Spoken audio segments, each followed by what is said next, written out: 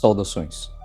Na bruxaria luciférica, o diabo não representa o pecado nem o mal.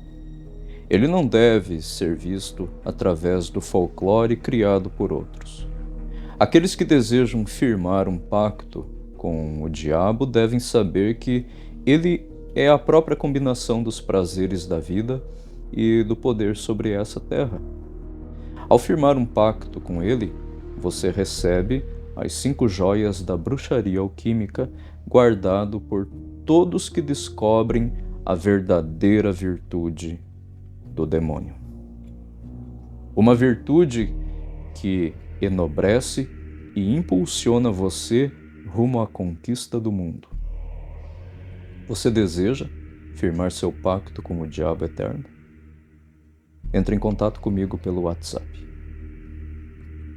Saudações.